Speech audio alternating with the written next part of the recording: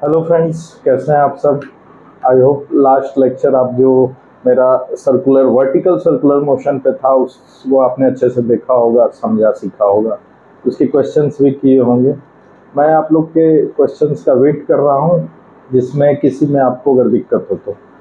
आज हम वहाँ से आगे की स्टडी करते हैं। देखो, वर्टिकल सर्कुलर मोशन जो होता है ना, ये टॉपिक ये नहीं कि ये ओनली मैकेनिक्स का है। ये आपको टॉपिक घुमा फिरा के इलेक्ट्रोस्टैट में भी आ सकता है, मैग्नेटिज्म में भी आ सकता है। काफ़ी वाइड स्कोप है इसका, इसलिए इसको समझना बहुत ज़रूरी। और डेली में भी अपना प्रतिदिन के भी जीवन में डेली बेसिस पे भी बहुत सारा एग्जांपल देखते होंगे सर्कुलर मोशन का, लाइक रोलर कोस्टर, कुछ भी हाथ से घुमा रहे हैं तो इसको समझना बहुत ज़रूरी है। तो हमने पिछले क्लास तक में कवर किया था इस restricted vertical circular motion, restricted vertical circular motion। आज हम लोग इससे आगे की स्टडी करेंगे। तो चलिए ध्यान देते हैं, बिल्कुल अलर्ट मोड में बैठिएगा। अगर आपने ध्यान से पूरा वीडियो सिर्फ देखा तो आपको किसी बुक से पढ़ने लिखने की जरूरत नहीं है, सीधा आप उठ के क्वेश्चंस करना शुरू कर सकते हो, कोई भी दिक्कत नहीं होगी। और उससे आगे अगर कहीं कोई दिक्कत होती है तो मैं हूं, आप मुझसे पूछ सकते हो। तो हमने थोड़ा सा रिकैप कर लेते हैं। हमने वर्टिकल सर्कुलर मोशन को दो पार्ट में डिवाइड किया था। इसको हमने दो पार्ट में डिवाइड किया था। एक को हमने बोला restricted circular motion,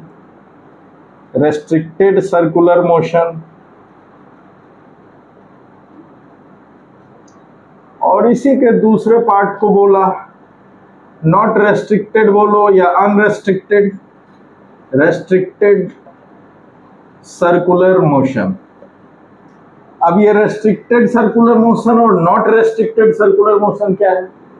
restricted circular motion है वैसा सर्कुलर मोशन, ऑब्जेक्ट का वैसा मोशन कि या तो वो मोशन करेगा तो सर्कुलर पाथ में ही करेगा, नहीं तो नहीं करेगा। जैसे कि एक वायर ले लिए हम, इसमें कोई मोती पिरा दिए एम मास का। अब ये मोती जब भी घूमेगा, चाहे इधर चाहे इधर, तो सर्कुलर मोशन ही करेगा।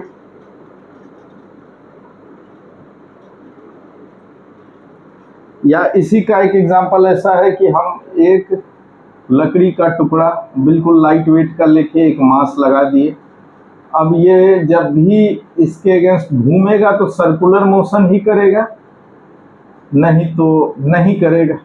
मतलब ये सर्कुलर पाथ को छोड़ नहीं सकता। मोशन होगा तो सर्कुलर, नहीं तो नहीं होगा। तो हम ऐसे केसेस को बोलेंगे रेस्ट्रिक्टेड सर्कुलर मोशन, जिसके बारे में हमने पिछले क्लास में अच्छे से पढ़ाई करी थी। आज हम देखेंगे नॉट रेस्ट्रिक्टेड सर्कुलर मोशन।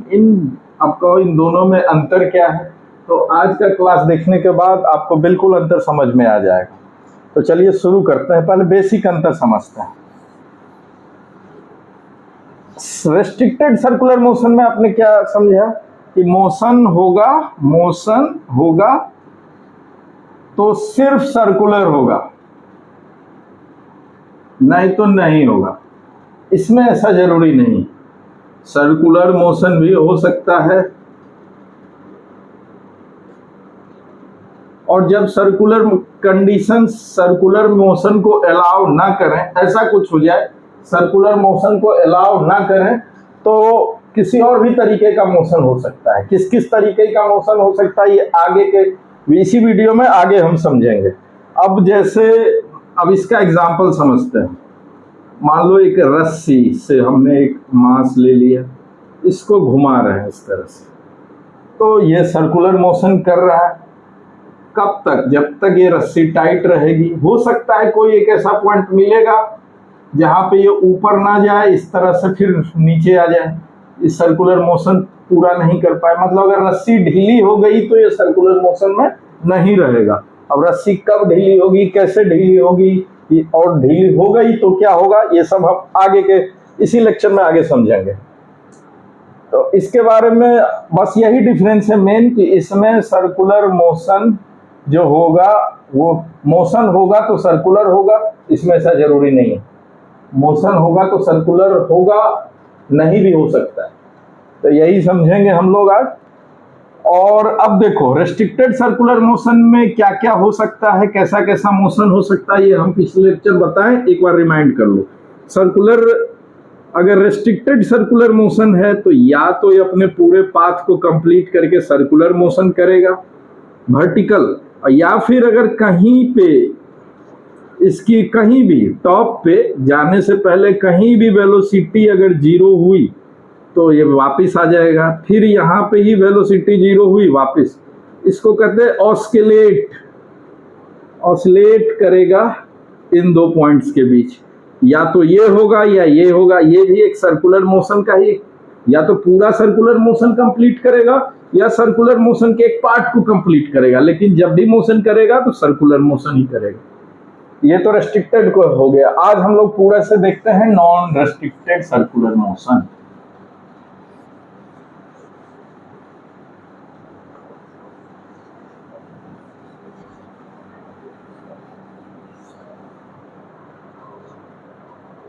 मैंने कहा नॉन रेस्ट्रिक्टेड सर्कुलर मोशन, इसका क्या क्या एग्जांपल हो सकता है। एक तो मैंने रस्सी वाला बताया, रस्सी से लेके गोल घुमाओ तब हो सकता है, इसको नॉन रेस्ट्रिक्टेड बोलेंगे। जहां पे भी रस्सी कहीं पे भी यहां पहुंचने के बाद अगर रस्सी ढीली हुई तो ये सर्कुलर मोशन से नहीं रहेगा। या ऐसा हो सकता है, एक गोल सा सिलेंडर देखे हो, पाइप देखे होगे ना कभी, ये इस तरह का पाइप पड़ा रहता है रोड पे, तो इसका फ्रंट फेस ऐसा ही गोल होता है।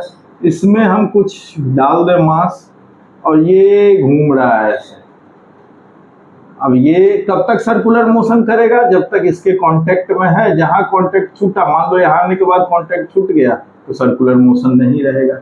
या कोई स्फेयर पे या इसी सिलेंडर पे ऊपर कुछ रख के उसको हल्का सा पुश कर दिए हम नीचे की तरफ, इस डायरेक्शन में पुश कर दिए, तो ये कहीं आके इससे कांटेक्ट छूट जाएगा तो ये किसी दूसरे मोशन में चला जाएगा। सिर्फ इतने दूर तक इसने सर्कुलर मोशन किया।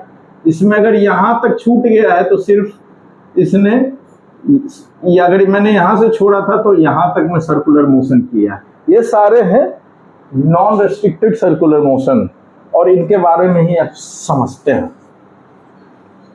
हम लोग दो चीज ध्यान देंगे।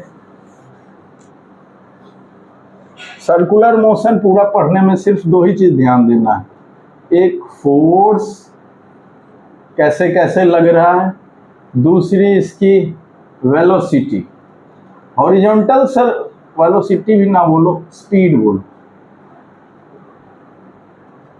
हॉरिजॉन्टल सर्कुलर मोशन में हम लोग एकदम फर्स्ट लेक्चर में सर्कुलर मोशन में क्या देखे थे कि जब भी ये सर्कुलर मोशन अगर हो रहा है और सब जगह वेलोसिटी इसकी कांस्टेंट है, टेंजेंशियल वेलोसिटी, यहाँ भी है, यहाँ भी है, सब जगह भी है, तो हमको ज़्यादा कुछ करने की ज़रूरत नहीं थी। लेकिन अब वर्टिकल सर्कुलर मोशन ऐसा केस होता है कि किसी भी, आप एक हाफ ले लो, तो किसी भी इस एक हाफ में किसी भी दो पॉइंट पे वेलोसिटी, स्पीड बोलोगे, स्पीड सेम नहीं होती। और इसमें दो तरह का एक्सेलरेशन होता है, एक तो टेंजेंशियली, क्योंकि वेलोसिटी चेंज हो रही, स्पीड चेंज हो रही है, तो टेंजेंशियली भी एक एक्सेलरेशन रहेगा।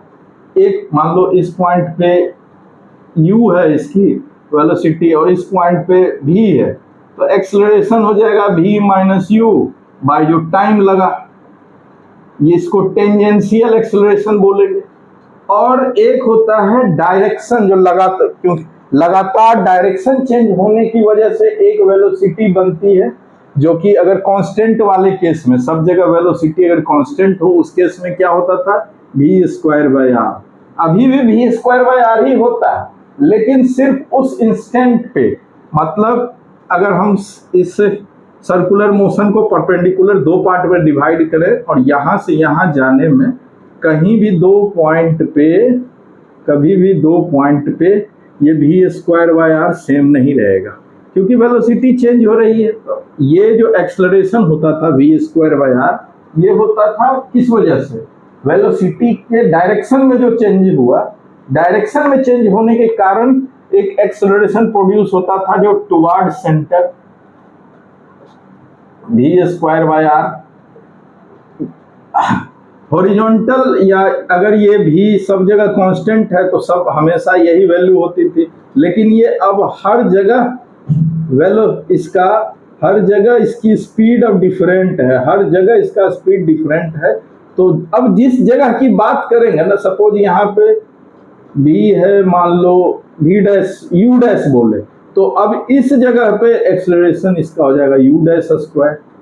इस जगह पे यू डबल डैश है अगर वेलोसिटी, टेंजेंशियल वेलोसिटी, तो रेडियल, इसको रेडियल एक्सेलरेशन बोलते हैं। अब U dash square by R हो जाएगा, सिर्फ इसी जगह पे आर रेडियस है। ये थोड़ा बेसिक कंसेप्ट हो गया। अब हम लोग समझते हैं, अपने टॉपिक पे वापिस आते हैं। ये उनके लिए बताया जो फर्स्ट टाइम अगर लेक्चर देख रहे हो तो थोड़ा सा बेसिक जान लें, और डिटेल में जानने के लिए पिछले लेक्चर्स को देख सकते हैं। अब हम आते हैं अपने टॉपिक पे। ये है एक वर्टिकल सर्कल, एक सेंटर इसका O है, इस एक रस्सी से, ये एक रस्सी है, इससे एक मास M लटक रहा है, इसको हम बोलते हैं पॉइंट A। इसको चलो हम पॉइंट C बोल देते हैं। एक कहीं रैंडम लोकेशन ले लेंगे, ये पॉइंट B बोल देते हैं, और एक point, top point, highest point D बोल देते हैं। सेम यही इधर भी होगा। तो हम लोग एक पार्ट यहां से यहां तक में हर एक पार्ट की स्टडी कर लेते हैं, तो वही सेम कहानी इधर। तो हर एक पार्ट की स्टडी में शुरू करते हैं हम लोग। इसको हम लोग 3 पार्ट में डिवाइड करते हैं। एक यहाँ है, तो दूसरा इससे, इसके मतलब एक ए पे है तो एट ए, दूसरा इन बिटवीन हमारा ये पार्टिकल, हमारा ये ऑब्जेक्ट एम मास का मूव करते करते इन बिटवीन ए टू सी है, इन बिटवीन ए टू सी है, तब क्या मोशन होगा। फिर in between C to D है, इस पोर्शन में है, तब क्या हो सकता है। और चौथा एट डी। इन चारों की स्टडी कर लिए, काम खत्म। ठीक है, तो अभी हम यहां मानते हैं इनिशियली रेस्ट में है, u वेलोसिटी हमने इसको टेंजेंशियली दे दी, ये चलना शुरू किया। तो अब इसके केस में 3 केस संभव है। उसमें 2 ही केस संभव था ना, जब हमारा रेस्ट्रिक्टेड सर्कुलर मोशन होता था, तो या तो सर्कल कंप्लीट करेगा या सर्कल का एक पोर्शन कंप्लीट करेगा। यहाँ 3 केस संभव है। केस 1, सर्कल कंप्लीट करेगा, circular motion will be completed.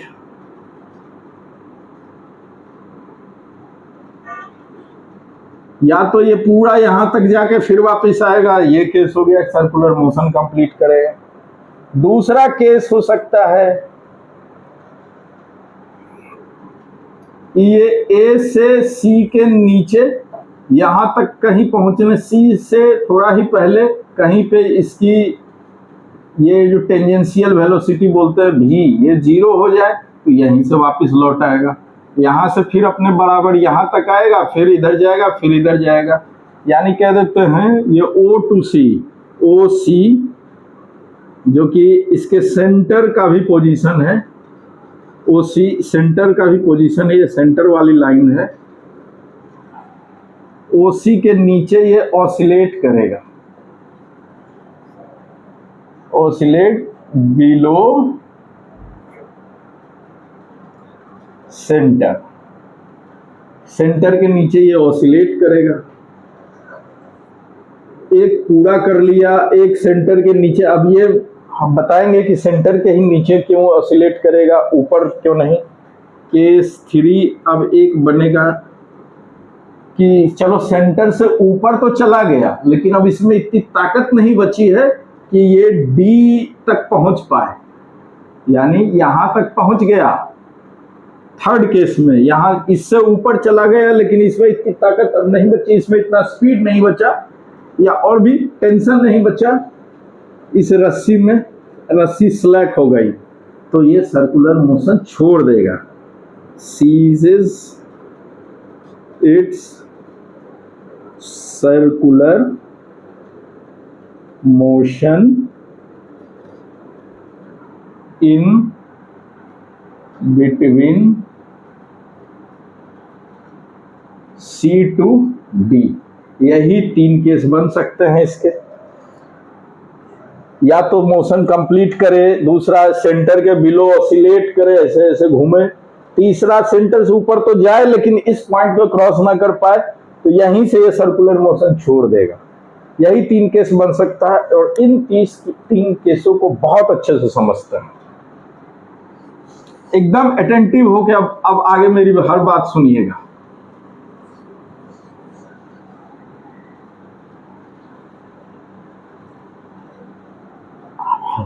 पहले ऑसिलेशन वाले पे ही आता है, यहां से यहां तक की स्टडी करते हैं। अब हम लोग चलते हैं A टू O तो सेंटर है ना, A टू C में देखते हैं क्या होगा। ये O है सेंटर। मैंने क्या कहा कि C के नीचे ही ऑसिलेट करेगा, A टू C में अगर है तो ऐसा क्यों? इस मतलब C पॉइंट से पहले ही कहीं पे वेलोसिटी इसकी 0 हो जाएगी और ये नीचे आ जाएगा। ध्यान रहे कि U हमने देके भेजा है, ये U और ये V कहीं भी इस पॉइंट पे V अलग अलग होगा। यहाँ का भी यहाँ नहीं होगा, यहाँ का भी tangential velocity at this point वो बराबर नहीं होगा कहीं भी, दो जगह। तो हम एक रैंडम पॉइंट, एक जनरल इक्वेशन बना लेते हैं, एक रैंडम पॉइंट ले लेते हैं B, ठीक है। और यहाँ पे लगने वाले फोर्सेस देखते हैं क्या क्या है। यहां से हमने U वेलोसिटी दे दी, ये यहाँ आ गया B पे।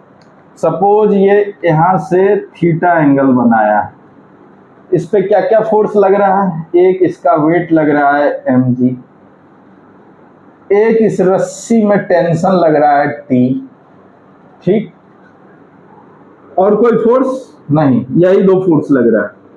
तो अब ये एक सर्कुलर मोशन कर रहा है, यहीं पे इसका टेंजेंशियल वेलोसिटी हम लोग मान लेते हैं v, ठीक है। तो अब हम लगाते हैं अपने सेंट्रीपिटल फोर्स। मतलब क्या था वो कि नेट फोर्स जो टुवार्ड्स रेडियस लग रहा है वही एक्सेलरेशन प्रोड्यूस कर रहा है v²/r, या v²/r एक्सेलरेशन प्रोड्यूस करने के लिए जो फोर्स चाहिए वो रेडियली टुवर्ड्स सेंटर होना चाहिए।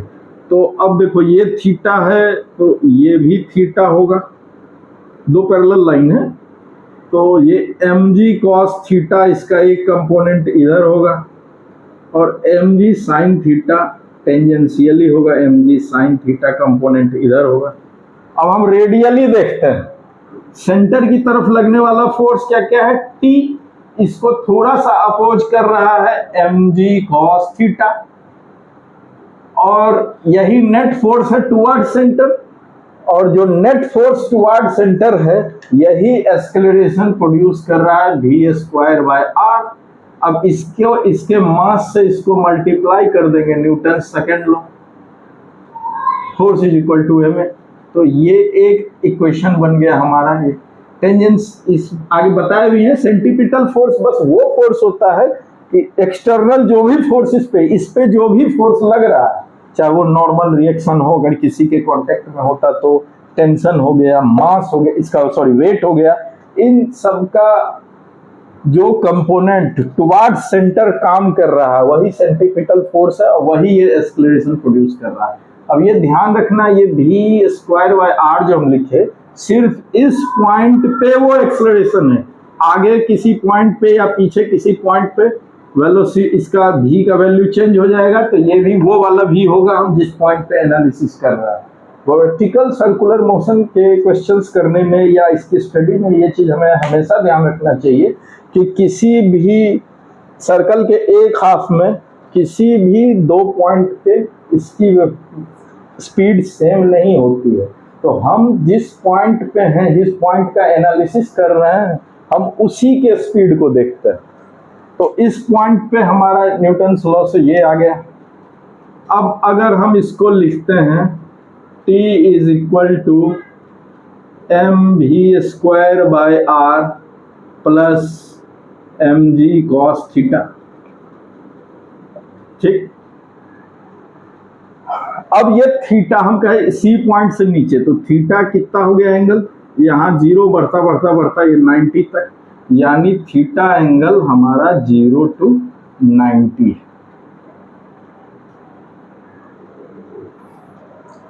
अब थीटा एंगल अगर 0 to 90 है, उस केस में हमको कॉस थीटा क्या होता है, तो कॉस का ग्राफ याद कर ले भाई। ये 0 है, ये 90 है, ये 180 है, ठीक है। 0 to 90, 0 to 90 में ये कॉस थीटा है। ये कॉस थीटा क्या है, ये टॉप वाली लाइन 1 है, बॉटम वाली -1 है।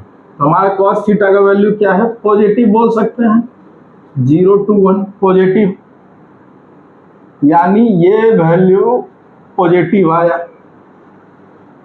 इसको हटा दे रहा हूं। 0 to 90 पे हमारा ये वैल्यू पॉजिटिव है। अब ऐसा कुछ आइटम आपको इसमें लग रहा है जो निगेटिव हो, मास निगेटिव नहीं हो सकता है, डोंट निगेटिव, रेडियस इसका आर, जो ये आर है, ये रेडियस, ये भी निगेटिव नहीं हो सकता है। स्पीड एट दिस पॉइंट, ये भी निगेटिव नहीं हो सकता है, स्पीड है, निगेटिव नहीं हो सकता है। अब कॉस थीटा भी देख लिए, ये भी निगेटिव नहीं होगा। फिर जी ग्रेविटेशनल एक्सेलरेशन, इसके डायरेक्शन का ध्यान हमने स्टार्टिंग में ही रख लिया है, तो यहाँ भी ये निगेटिव नहीं होगा। ये एक बिल्कुल पॉजिटिव टर्म है, यानी टी, ये सब टेंशन, यानी हम कहें इस पॉइंट पे टेंशन निगेटिव निगेटिव नहीं होगा, यानी टेंशन क्या होगा, पॉजिटिव होगा। 0 के बराबर भी हो सकता है क्या, नहीं होगा। टेंशन हमेशा ग्रेटर देन 0 होगा, यह पूरा निगेटिव 0 भी नहीं हो सकता। यानी 90 डिग्री से नीचे तक हमारा यहां से यहां तक के पोर्शन में टेंशन, रस्सी में लगने वाला खिंचाव वाला बल का हमेशा 0 से बड़ा होगा, ठीक। जब भी 0 से बड़ा होगा, अब हमेशा आगे ही बताऊंगा भी, टेंशन ही चाहिए। टेंशन जब तक स्ट्रिंग में है, रस्सी में है, ये सर्कुलर मोशन करेगा ऑब्जेक्ट। टेंशन रस्सी में नहीं रहा, ये ऑब्जेक्ट सर्कुलर मोशन नहीं करेगा। इससे ऊपर वाले केस में ये हम समझेंगे। अब देखो एक चीज और समझो, ये जो mv²/r फोर्स है, ये क्या है, mv²/r फोर्स है कि जिस भी स्पीड से ये यहां पहुंचा है और डायरेक्शन चेंज होने की वजह से v²/r एक्सेलरेशन है, बस इसको बैलेंस करने के लिए है ये t और mg cos थीटा का कंपोनेंट। यानी यहां से यहां तक जाने में mg वेट जो है, वेट या वेट का कंपोनेंट इसके मोशन को अपोज कर रहा है, रेडियली जो इसके मोशन को अपोज कर रहा है, ठीक है, इसको डायरेक्शन बदलने से रोक रहा है। लेकिन बदलवा कौन रहा है, टेंशन। ये तो हमने मैथमेटिकली समझ लिया कि टेंशन ग्रेटर देन 0 होगा। अब इसका फिजिकल मतलब समझते हैं, मतलब यहाँ पे हम समझते हैं उससे क्या होता है और क्या फर्क पड़ता है।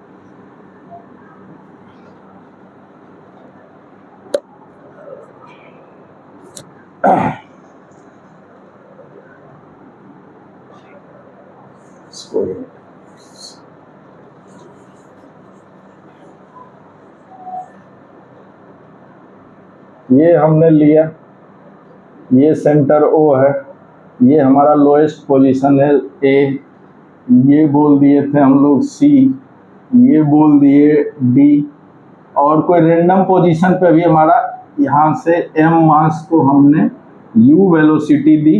अब ये यहाँ पहुँचा है, इधर टेंजेंशियल वेलोसिटी भी है, ठीक है, और इस पे लगने वाला टेंशन यहाँ T है, इसका वेट इधर mg है, ये अगर थीटा एंगल है mg cos थीटा,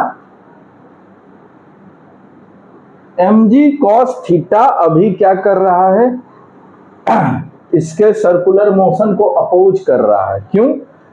यहाँ पे जो भी v वेलोसिटी है उसके द्वारा एक्सेलरेशन जो प्रोड्यूस हो जाएगा, radial acceleration, a radial acceleration, वो उस पॉइंट पे वेलोसिटी के स्क्वायर का और बाय डिवाइडेड बाय रेडियस कर देंगे, ये r, ये है।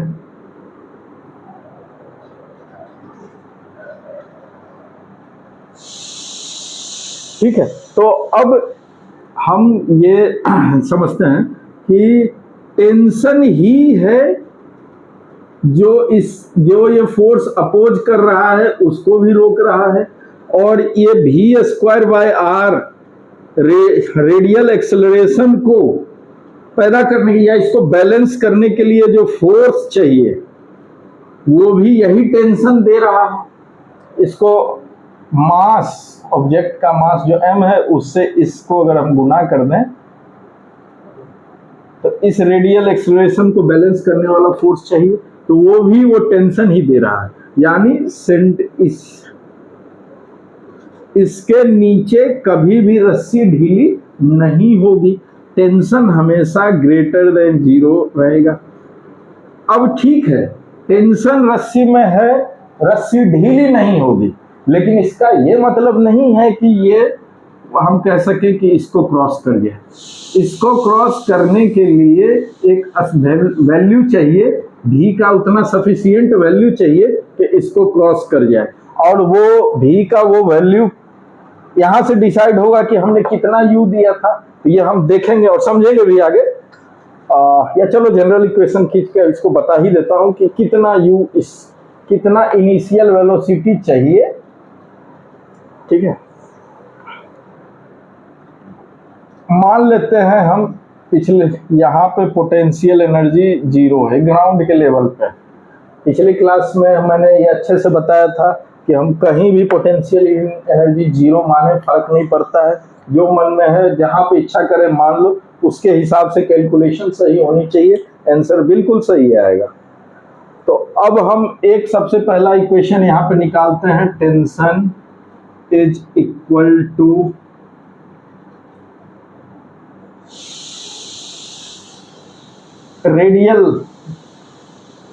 रेडियल एक्सेलरेशन के लिए, सेंट्रीपिटल फोर्स के लिए T minus mg cos theta, minus mg, ये mg cos थीटा इसको अपोज कर रहा है रेडियल एक्सेलरेशन को, माइनस ये total force mv square by r के बराबर है। v वेलोसिटी ये है जो इस पॉइंट पे वेलोसिटी, ये पहला इक्वेशन हो गया हमारा, या इसको ऐसे लिख दूं, mg cos theta plus mv square by r। हमने ये देख लिया कि 0 to 90 डिग्री के बीच में ये कभी निगेटिव नहीं होता है, मैथमेटिकली भी समझ लिया, ठीक। अब यहाँ पे मान लेते हैं हम पोटेंशियल एनर्जी 0 है, तो जो एनर्जी कंजर्वेशन प्रिंसिपल हम इसमें यूज कर सकते हैं, पिछले क्लास में बताया था क्यों यूज कर सकते हैं। तो हम कंजर्वेशन ऑफ मैकेनिकल एनर्जी, तो यहाँ पे एनर्जी या एम ही लिखते हैं, mechanical energy eight A, point A क्या है, kinetic energy half mu square plus potential energy 0, क्योंकि इसी लेवल पे हमने माना है कि पोटेंशियल एनर्जी 0 है। अब पहुंच गया ये सम अदर पॉइंट पे यहाँ, तो ये पोटेंशियल एनर्जी लेवल 0 से ये इस हाइट पे आ गया, तो इसमें पोटेंशियल एनर्जी है इतना। तो पहले तो काइनेटिक एनर्जी लिख लो, हाफ mv स्क्वायर प्लस, अब पोटेंशियल एनर्जी निकालते हैं। तो इतना हाइट बढ़ा, इसको हम कैसे निकाल सकते हैं, ये आर रेडियस है, ये थीटा एंगल है, तो ये आर कॉस थीटा हो जाएगा। Cos theta is equal to base by hypotenuse. ये आर है H, base is equal to R cos theta हो जाएगा। ये बेस इसका ये हुआ। अब हमको पता है टोटल आर है, उसमें से ये आर कॉस थीटा है, तो आर में से आर कॉस थीटा माइनस कर देंगे तो हमको ये हाइट मिल जाएगी, यानी M G R minus R cos theta.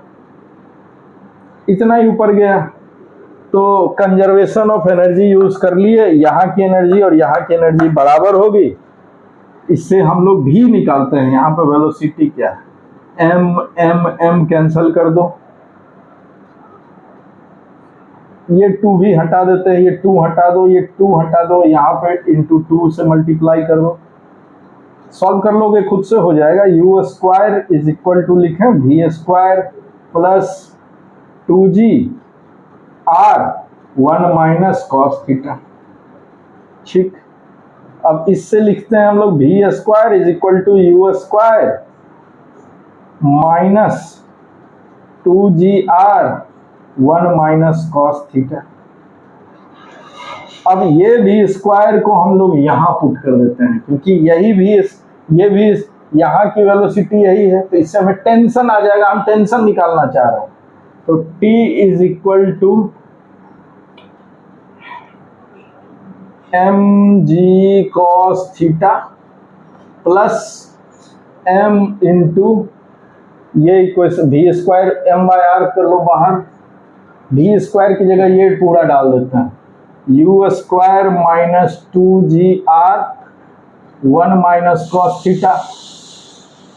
ठीक है, सब ब्रैकेट खोल दो। T is equal to M G cos theta plus M by R U square minus 2g R plus 2g R cos theta. ठीक, ये भी खोल दो। T is equal to M G cos theta plus M you square by R minus R और R cancel हो जाएगा इनका, तो 2mg प्लस अब फिर ये आर और आर कैंसिल हो जाएगा, तो 2mg cos theta. mg cos theta तो उसको लिखें हम लोग T is equal to M you square by R minus 2mg plus 3mg cos theta. Tension is equal to m बाहर कर लो, u square by R minus 2g plus 3g cos theta. ये tension का एक general equation आ गया। Theta की value भरते जाओ और उस पॉइंट पे टेंशन निकालते जाओ। इसको, ये मुझे भी याद नहीं है, इसको मैं कहीं लिख के रख लेता हूँ, क्योंकि बार बार समझाने में मुझे ये निकालना पड़ेगा। मैं यहाँ पे इसको सिंपली लिख लेता हूँ, m into U square by R. ये रेंडम टेंशन है, यहाँ पे थीटा की वैल्यू कुछ भी पुट करो, मान लो थीटा 90 डिग्री पुट कर देंगे तो यहाँ इस पॉइंट पे टेंशन आ जाएगा। थीटा इससे ऊपर का ये पूरा वैल्यू पुट कर देंगे तो ये कहीं रहे तो वहाँ का टेंशन आ जाएगा। ठीक, ये सब याद रखने की जरूरत नहीं है, क्वेश्चन में अपने आप बनेगा। ये तो बस अभी समझाने के लिए मैं लिख के रख ले रहा हूँ। ये टेंशन हो गया, इसको ध्यान रखिएगा। ठीक है, ये एक रेंडम इक्वेशन हम लोग टेंशन का डराइव कर लिए कि टेंशन ये होगा। अब इसका ज्यादा कुछ महत्व नहीं है, इसको हटाते हैं।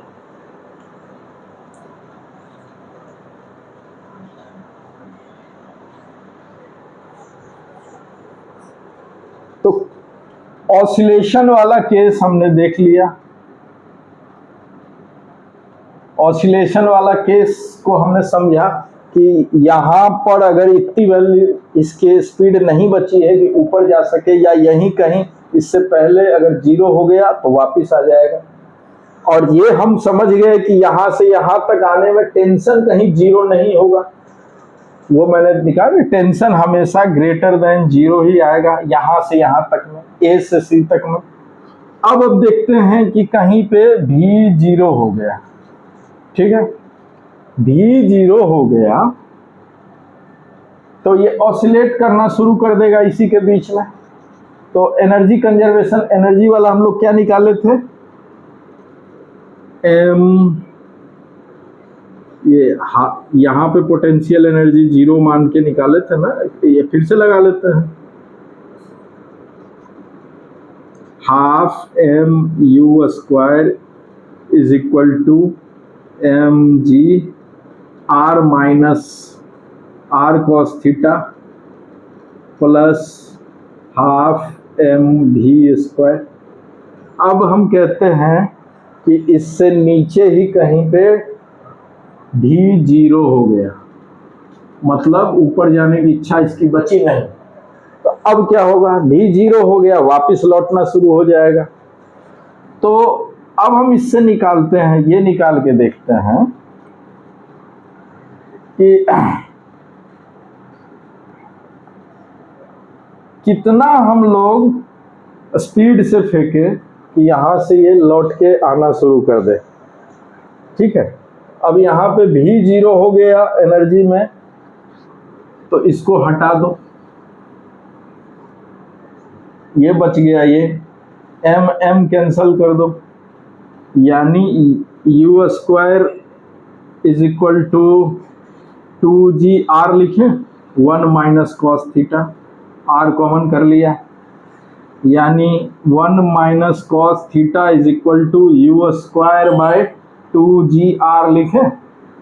अब हम इससे ये लिखें, cos theta is equal to 1 minus u² by 2gr। अब हम क्या कहें, इस पॉइंट के बिलो ही कहीं वेलोसिटी, सॉरी ये स्पीड 0 हो गई। इस पॉइंट, ये पॉइंट क्या है, 90 डिग्री, यानी कॉस थीटा 0 टू 90 डिग्री के बीच में कहीं भी 0 हो गया।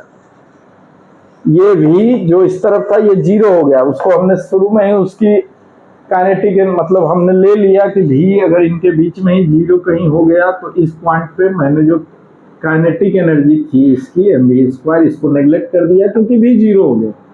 तो केस ये बना।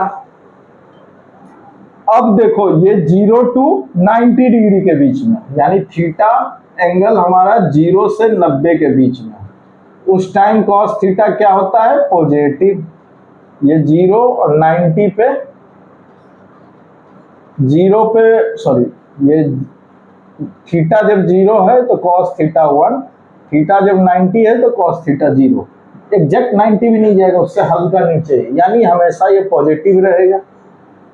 पॉजिटिव मतलब cos theta will be greater than 0।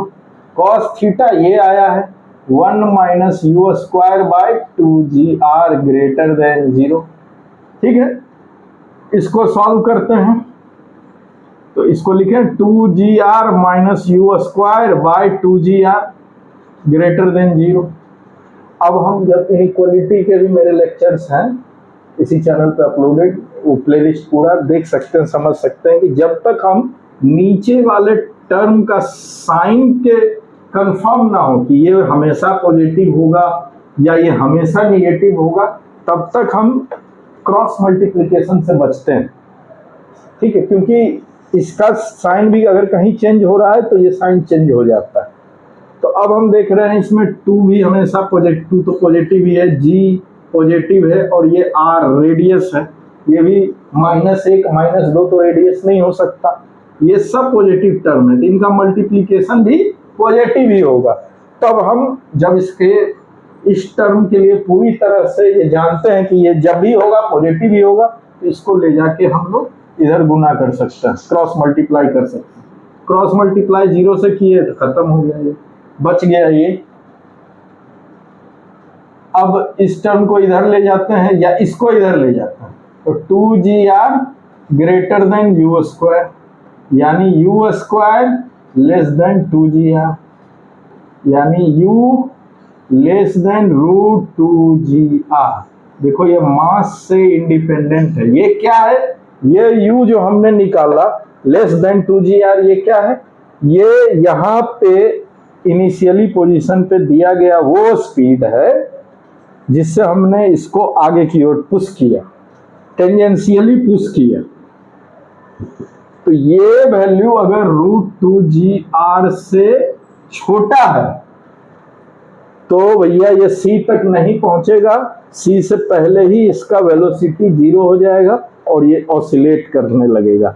यानी ऑसिलेशन का केस क्या हो गया, 3 केस बनाए थे ना इसकी स्टडी के लिए, इस पॉइंट के बिलो अगर रहे तो इसके लिए क्या क्या कंडीशन हो गया, इस टेंशन हमेशा ग्रेटर देन 0 होगा इस पॉइंट के बिलो, तो ये सर्कुलर मोशन में रहेगा। ये आगे हम समझाएंगे कि टेंशन क्यों जरूरी है, इस सेकेंड केस की स्टडी करेंगे तो ये बात आपके बहुत अच्छे से समझ में आ जाएगी कि टेंशन क्यों जरूरी है सर्कुलर मोशन के लिए। ऑसिलेशन के लिए जो टेंशन ग्रेटर देन 0 होगा ही होगा, कभी भी अपने सेंटर पोजीशन के लेवल से नीचे हमेशा टेंशन ग्रेटर देन 0 होगा। और अगर हमने इनिशियल वेलोसिटी u जो है ये अगर हमारा √2g/r, r radius of circle है, इस वैल्यू से कम के स्पीड में अगर धकेला तो ये c से ऊपर नहीं जाएगा, उसके नीचे ही रहेगा। c से ऊपर भेजने के लिए हमको जो u है ये √2g_r से बड़ा होना चाहिए, हमारा जो u हो वो √2g_r से, u जो हो √2g_r से ज्यादा होना चाहिए, तब ये उसके ऊपर जाएगा। अब हम √2g_r से के ज्यादा स्पीड से फेंके हैं इसको, मान लेते हैं हम अभी फेंके हैं, तब क्या होगा, इस लेवल के तो ऊपर चला गया, ये हम कंफर्म हो गए इस इक्वेशन से हम जो निकाले हैं, इससे हम कंफर्म है कि इससे ऊपर जाएगा। लेकिन अभी भी कहानी बन नहीं रही है कि ये सर्कल पूरा करेगा या नहीं, या बीच में ही रह जाएगा। अब यहाँ इसकी वेलोसिटी 0 हो जाएगी। अब हम सेकेंड केस पे आते हैं, C और D के बीच में, मतलब हम इनिशियल वेलोसिटी इसको u जो है इससे ज्यादा दिए हैं, इस लाइन से ऊपर चला गया, लेकिन अभी D तक नहीं पहुंच पा रहा है, हम इन दोनों के बीच में ही कहीं अटक गया। तब अब इस पॉइंट की स्टडी करते हैं। वो अटकने को हम लोग, इसको मैं इस इक्वेशन को रहने देता हूं, बार बार काम आएगा, जनरल इक्वेशन है वो, थीटा की वैल्यू चेंज कर करके टेंशन निकाल सकते हैं कहीं भी, बाकी सब हटा देते हैं।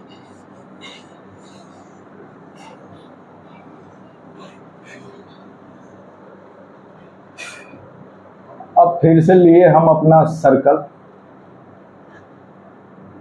ये ए पॉइंट है, ये सेंटर है, रेडियस r है, यहाँ पे हमने u वेलोसिटी दिया जो कि अब √2g_r से ज्यादा है, ये u √2g_r से ज्यादा है, ठीक, √2g_r से ज्यादा है। तो हम ये क्लियर हो गए कि ये सेंटर, इसके सेंटर वाले लाइन को जो हमारा C पॉइंट था इससे ऊपर जाएगा।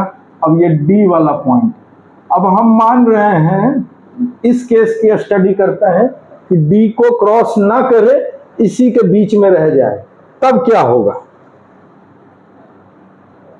अब कहीं मान लेते हैं यहाँ पे हमारा पहुंच गया है, यहाँ पे इसकी पहुंच गया है, ठीक, यहाँ पे अगर वैल्यू कहीं इसकी 0 हुई या ना भी हुई तब भी कुछ दिक्कत हो सकती है, वो देखते हैं। अब यहाँ पे हम लोग, ये रहा रस्सी, टेंशन T इस तरफ काम कर रहा है, चलो फोर्सेस जो है सारे उसको मैं ब्लू से ड्रॉ करता हूँ, समझने में आसानी होगी।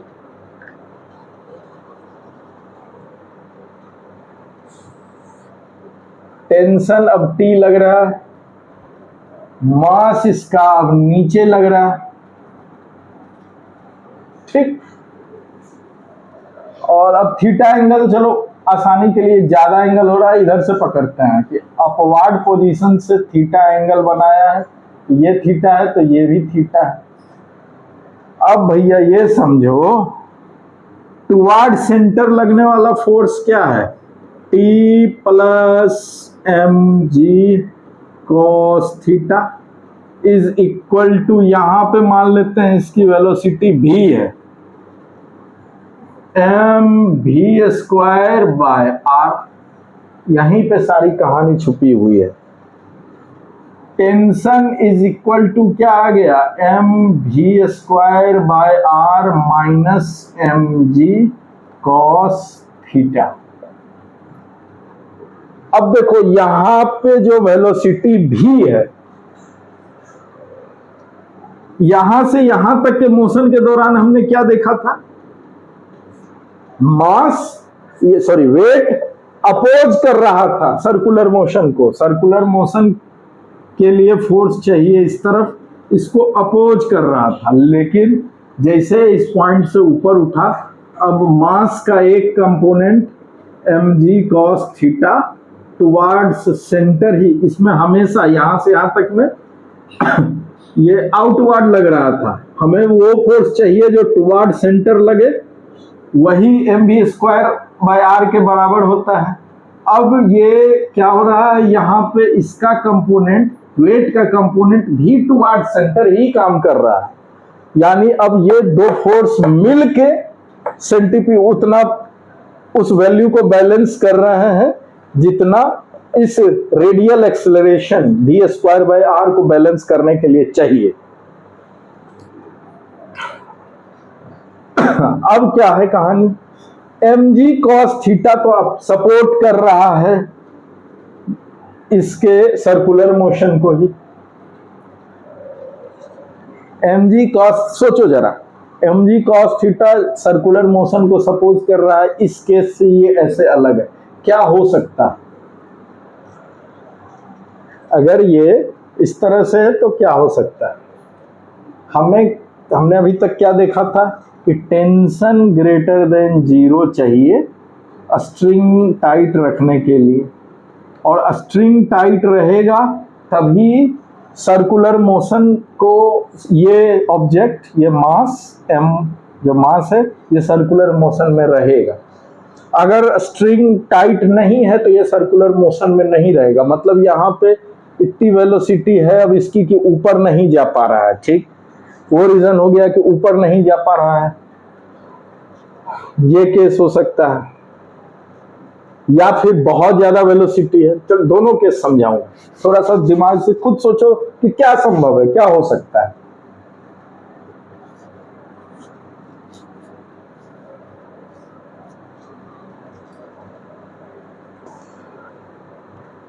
चलो देखते हैं, जो टेंशन है यहाँ पे, ये दोनों मिलके ना रिक्वायर्ड सेंट्रीपिटल फोर्स, हमें ये वेलोसिटी अगर भी है तो ये दोनों मिलके अब सेंट्रीपिटल फोर्स दे रहा है।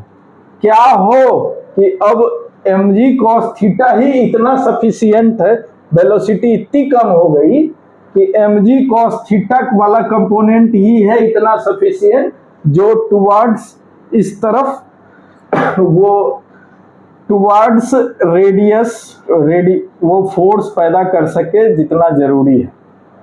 इस चीज को समझो, जैसे यहाँ पे हमें टोटल फोर्स टुवार्ड्स रेडियस न ज्यादा न कम उतना ही चाहिए जितना ये वैल्यू है mv स्क्वायर बाय r, इतना ही चाहिए। उस पॉइंट पे क्या है वेलोसिटी, सॉरी उस पॉइंट पे क्या है स्पीड, इस पॉइंट पे भी है, तो हमें टुवार्ड्स सेंटर इतना ही, टुवार्ड्स सेंटर इतना ही फोर्स चाहिए,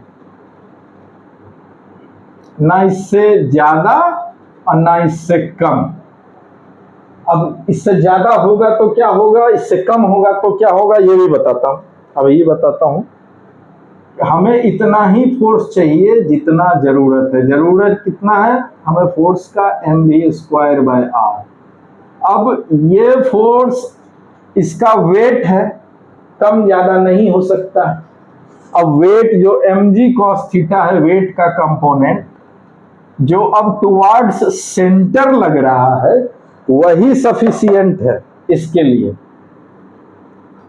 अगर ऐसा केस हो तो कि जो वेट लग रहा है वही सफिशिएंट है सेंट्रीपिटल ये radial acceleration radial acceleration into mass, यही है radial acceleration v square by R. इस पॉइंट पे जो वेलोसिटी v है, इसको बैलेंस करने के लिए अगर mg cos थीटा ही काफी है तो टेंशन की कोई जरूरत है?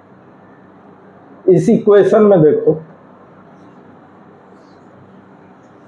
इस इक्वेशन पहले मैथमेटिकली समझते हैं, फिर मैं इसको समझाऊंगा इस ऐसे केस में होगा कि mg cos थीटा ये तो चेंज नहीं होगा, फिक्स वैल्यू है सब। अगर ग्रेटर देन या equal to mv square by R होने लगे तो टेंशन क्या हो जाएगा? mg cos थीटा अब इससे बड़ा है, mg cos थीटा अब इससे बड़ा है, तो इन दोनों का रिजल्टेंट माइनस में होगा। ठीक है, होगा क्या? ये वैल्यू तो फिक्स है, ये वैल्यू तो फिक्स है कि हमें उस पोजीशन पे v वेलोसिटी, अब v वेलोसिटी इतना ज़्यादा नहीं है कि ये mg cos थीटा से बड़ा हो सके। अब mg cos थीटा इससे बड़ा हो गया तो ये हो गया मान लो a और ये माइनस b, और b बड़ा है a से तो रिजल्टेंट माइनस में होगा। टेंशन निगेटिव हो सकता है क्या? नहीं होगा। ऐसा ही पॉइंट, मतलब एक ऐसा पॉइंट इसमें आएगा जब mg cos थीटा ही इसको बैलेंस करने लगे, जितना हमको रिक्वायर्ड सेंट्रीपिटल फोर्स चाहिए उतना सिर्फ इसका अगर वेट का ही कंपोनेंट देने लगे तो टेंशन की जरूरत नहीं रहेगी, तो टेंशन उस पॉइंट पे ही जीरो हो जाएगा। माइनस में टेंशन नहीं जाएगा।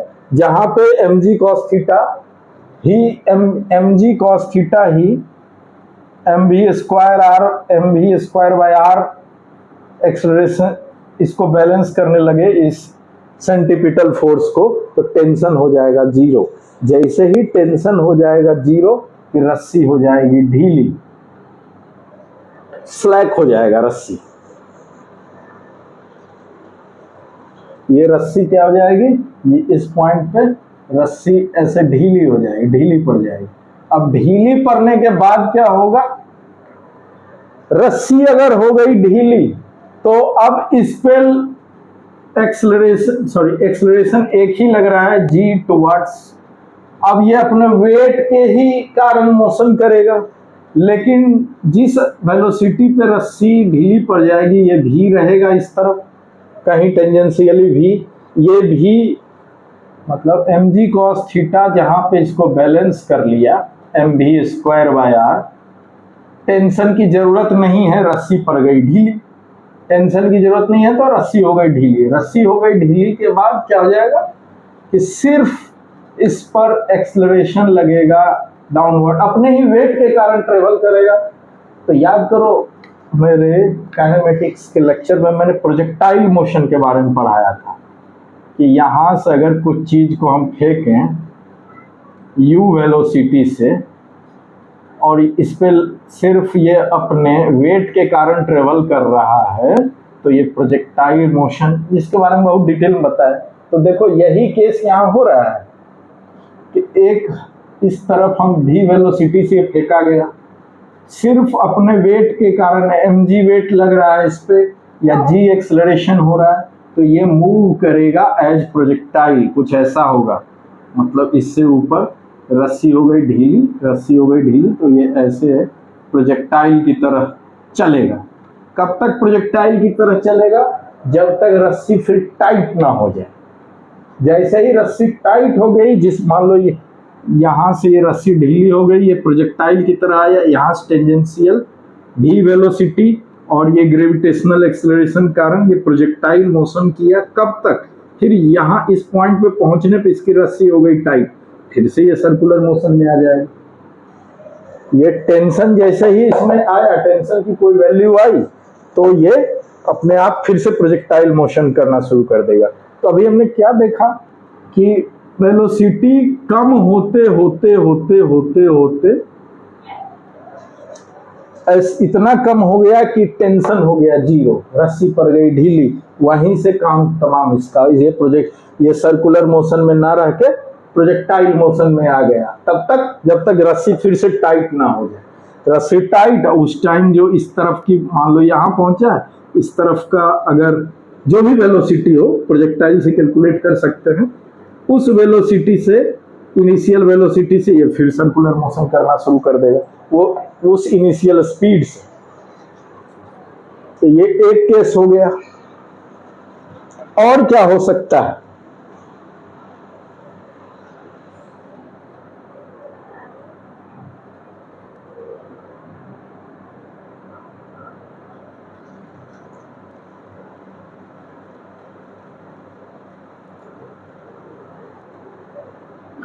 एक तो हमने, अब हमें ये देखना है कि किस स्पीड से हम इसको फेंकें कि इससे तो ऊपर चला जाए लेकिन इस पॉइंट को क्रॉस ना करे, रस्सी ही बीच में ढीली पड़ जाए। तो ये जनरल इक्वेशन है टेंशन का, T इज इक्वल टू जो हमने निकाला है ये कॉस थीटा। अब थीटा की वैल्यू क्या है? 90 डिग्री से। अब देखो, अब हम क्या निकालने जा रहे हैं कि हम किस इनिशियल वेलोसिटी यहाँ से फेंके और इनिशियल स्पीड u इस डायरेक्शन में, कि ये C पॉइंट से तो ऊपर चला जाए लेकिन D तक ना पहुंचे, सर्कुलर मोशन कंप्लीट ना करे, यहीं बीच में कहीं खत्म हो जाए इसकी सर्कुलर मोशन कहानी, और ये प्रोजेक्टाइल मोशन जो भी बताया प्रोजेक्टाइल मोशन में आ जाए। तो ये केस होगा कब? 90 से 180। ये जनरल इक्वेशन हमने टेंशन का निकाला था। अब थीटा हमारा 90 डिग्री से 180 डिग्री के बीच में, ठीक 180 तक पहुंच भी गया और टेंशन थोड़ा बहुत भी है इसमें, जीरो या लगभग जीरो के बाद, तब भी ये सर्कुलर मोशन कंप्लीट कर लेगा, वो आगे देखेंगे। अगर ये केस है तब, ये केस अब देखते हैं 90, इसमें तो सब कुछ पता है हमें, कॉस थीटा ही तो पता करना है, बाकी सब कुछ तो हमें पता है। कॉस थीटा का बिहेवियर कैसा होगा 90 से 180 के बीच में? फिर से आओ कॉस के कर्व पे, 90 ये थीटा 0 तो cos theta 1, theta 90 degree cos theta 0, और ये 180 थीटा 180 तो कॉस थीटा -1, यानी 90 से 180, 90 से 180 के बीच में नेगेटिव में रहता है कॉस थीटा। मतलब अगर थीटा 90 से 180 है तो कॉस थीटा -1 से बड़ा और 0 से छोटा होगा, ये लिख सकते हैं। 0 से कम लेकिन -1 से बड़ा, ये होगा।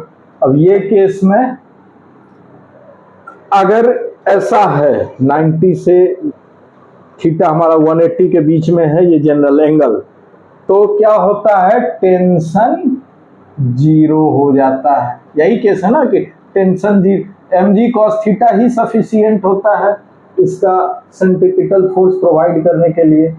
mg तो टेंशन हो गया 0, टेंशन की कोई जरूरत ही नहीं बची, तो टेंशन हो गया 0। और यही ऐसे में भी होता है, मान लो कोई सिलेंडर है, सिलेंडर के अंदर तुम एक बॉल दे दियो, ये घूम रहा है, तो होगा इससे ऊपर जाने के बाद ये बॉल छोड़ देता है कांटेक्ट, फिर इधर आके कहीं टकराया प्रोजेक्टाइल मोशन में, फिर इधर से सर्कुलर मोशन शुरू हो जाएगा। तो ये कब हो? इस केस में क्या है, एक जैसे यहाँ टेंशन लग रहा है, इस केस में नॉर्मल इन दोनों के कांटेक्ट के कारण एक नॉर्मल रिएक्शन फोर्स इस तरफ लग रहा है। अब ये आर की जरूरत नहीं है, इसका वेट ही सफिशिएंट है अगर उतना circular motion centripetal force generate करने के लिए जितना चाहिए। कितना चाहिए? जो यहाँ पे v वेलोसिटी है तो v²/r, ये इतना अगर इसका वेट का ही कंपोनेंट दे रहा है तो फिर r की जरूरत नहीं है, तो ये कांटेक्ट छोड़ देगा और प्रोजेक्टाइल की तरह आ जाएगा। तो अगर ऐसा कुछ क्वेश्चन हो तो ऐसे अप्रोच लेना उस पर। ठीक है, अब अपने पॉइंट पे आते हैं। कॉस थीटा हो जाएगा -1 से 0। अब हम मान लेते हैं अब टेंशन हो गया था 0, तो इस इक्वेशन में टेंशन इक्वल टू 0 करता है। तो क्या है M you square by R minus 2g plus 3g cos theta equal to 0। तो एम भी मास है, ले जाके उधर 0 ही कर दो, ये बचा। ठीक, इससे हम कॉस थीटा निकालते हैं, क्योंकि कॉस थीटा हमको पता है कि -1 से 0 होगा। तो कॉस थीटा का वैल्यू क्या हो जाएगा, कॉस थीटा निकालो इससे, 3g कॉस थीटा, इन दोनों को उधर भेजते हैं हम लोग। तो U square 2g minus U square by R, ये 3g कॉस थीटा, सॉल्व कर लेते हैं इसको। Cos theta is equal to 2g R minus U square by R और इंटू 3g, ये ले आए, इसको थोड़ा अरेंज कर लेते हैं। Cos theta is equal to 2gr minus U square by 3gr। ठीक है, ये कॉस थीटा आया जब टेंशन इक्वल टू 0 होता है तो, और हमें इधर से पता चला कि कॉस थीटा की वैल्यू ये आई, इधर से पता चल रहा है कि ये कॉस थीटा ये वैल्यू -1 से 0 के बीच रहेगी। तो ये ऐसा लिख दे रहा हूं, 2gr minus U square by 3gr। एक बार इस इनइक्वालिटी को सॉल्व कर लेते हैं, इन दोनों को, एक बार इन दोनों को कर लेते हैं फटाफट। पहले इसको सॉल्व कर लें, ये हमेशा पॉजिटिव टर्म में ले जाकर गुना कर दो।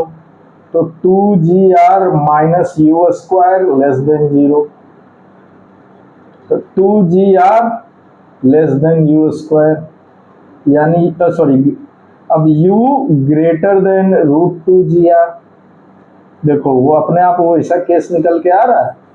केस 1 ऑसिलेशन के लिए क्या कंडीशन थी, u हमारा लेस देन √2gr होना चाहिए, जो हमने निकाला था कि इनिशियल स्पीड अगर इससे कम है तो ये इस पॉइंट को क्रॉस नहीं करेगा, इसी के नीचे घूमता रहेगा।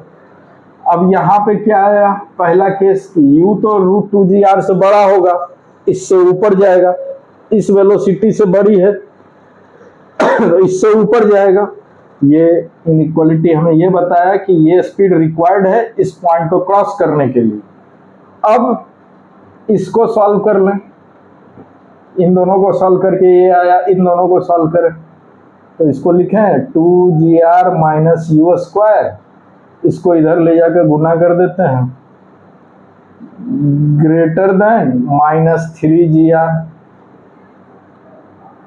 यू स्क्वायर इधर कर दो, इसको इधर कर दो, तो ये इधर आके पॉजिटिव हो गया। 5gr से बड़ा है यू स्क्वायर, यानी u लेस देन √5gr।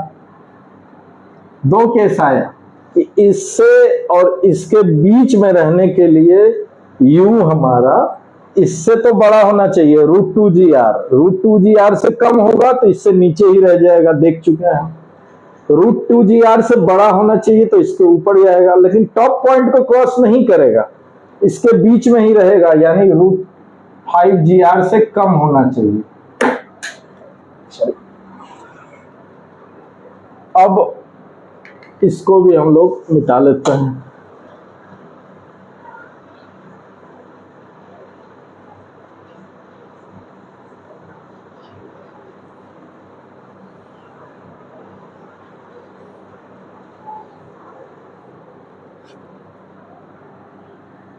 ये केस 1 था। केस 2 है जब हमारा सीज हो, cease circular motion, vertical circular motion ना रहे, मतलब अपने सेंटर वाले पॉइंट से तो ऊपर जाए लेकिन हाईएस्ट पॉइंट तक ना पहुंचे। उसके लिए केस क्या बना, u बड़ा होना चाहिए √2gr से और वही u छोटा होना चाहिए √5gr से। मतलब ये मिनिमम और ये मैक्सिमम, ये स्पीड से बड़ा u होगा तो ऊपर जाएगा और इससे कम होना चाहिए टॉप पॉइंट को क्रॉस नहीं करने के लिए। एक चीज और समझो इसमें, यहीं पे था ना कि कभी भी जो टुवर्ड्स t है या वेट का जो कंपोनेंट है ये वेलोसिटी पे डिपेंड नहीं करता। मतलब अगर इस पॉइंट पे भी वेलोसिटी है इसकी टेंजेंशियल, तो इसका जो रेडियल फोर्स जो चाहिए इसको बैलेंस करने के लिए mv²/r, इसको पूरा करते हैं टेंशन प्लस इसका जो कंपोनेंट अगर mg cos थीटा लग रहा हो, तो ये दोनों मिलके ये डिपेंडेंट, ये बढ़ेगा ये बढ़ेगा नहीं, ये फिक्स है। टेंशन बढ़ सकता है, टेंशन ही तो वेरिएबल है, mg cos थीटा तो फिक्स है।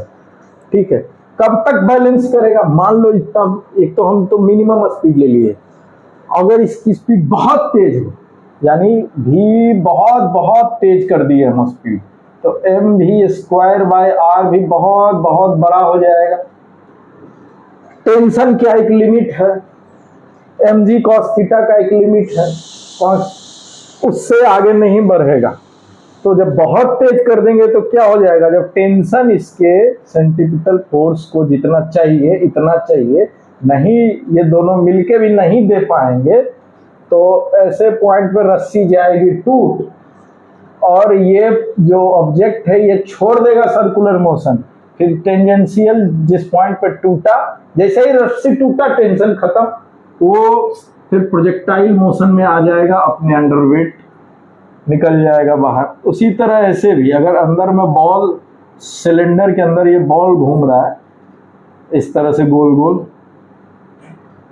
इसकी वेलोसिटी अगर इस पॉइंट, किसी भी पॉइंट पे इसकी वेलोसिटी को मेंटेन रखने के लिए जितना फोर्स चाहिए उतना अगर नहीं मिल रहा है तो क्या होगा, मतलब मान लो भी बहुत कम देखे कम है, तो यहाँ से तो ऐसे गिर गया, फिर ये टकराएगा यहाँ कब, और फिर जब तक इसका नॉर्मल रिएक्शन और वेट मिलके उतना फोर्स इसके टुवर्ड सेंटर देना शुरू नहीं करेगा जितना mv²/r इसको बैलेंस करने के लिए चाहिए, तब तक ये प्रोजेक्टाइल मोशन जैसे जहां से मिलेगा फिर वहीं से जहां से ये फोर्स इसको मिलना शुरू हो जाएगा, अपने नॉर्मल रिएक्शन, कांटेक्ट फोर्स जो हुआ और वेट के कारण टुवर्ड सेंटर अगर इतना फोर्स मिलना शुरू हो गया तो फिर सर्कुलर मोशन में आ जाएगा।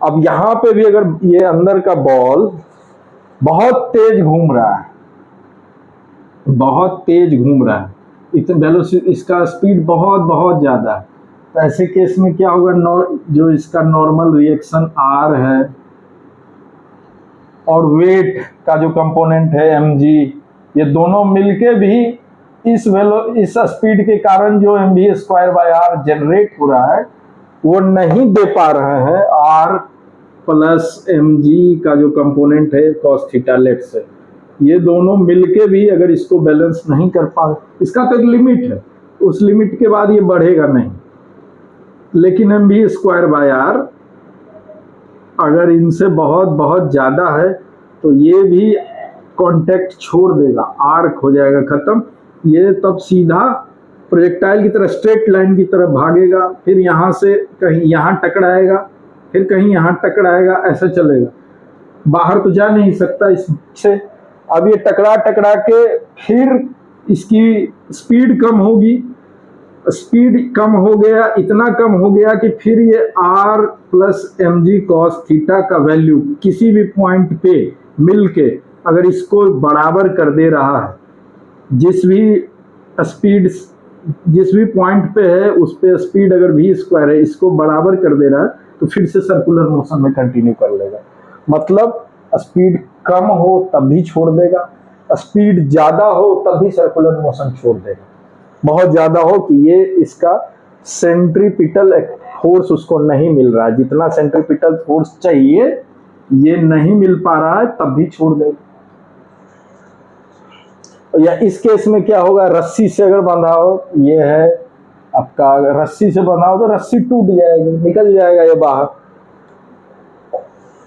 तो अब ये वेलोसिटी क्या आई जो हमने भी निकाला, ये मिनिमम वेलोसिटी है कि इस स्पीड से तो ज्यादा होना चाहिए ऊपर जाएगा, इस स्पीड से कम होना चाहिए कि बीच में गिर जाए, हो सकता है इससे बहुत तेज हो तब भी नहीं रहेगा वो सर्कुलर मोशन में, बहुत बहुत तेज हो मतलब वो कब नहीं रहेगा जब नॉर्मल रिएक्शन, टेंशन, जो भी फोर्सेस है, अगर जो टुवार्ड सेंटर लगने वाले फोर्सेस का सम अगर एम और वेलोसिटी उस पॉइंट पे speed v square by R इससे बहुत कम हो रहा हो तब भी नहीं रहेगा। यानी ये इंडिपेंडेंट है उनसे, न इसको बैलेंस सर्कुलर पाथ पे रखने के लिए फोर्स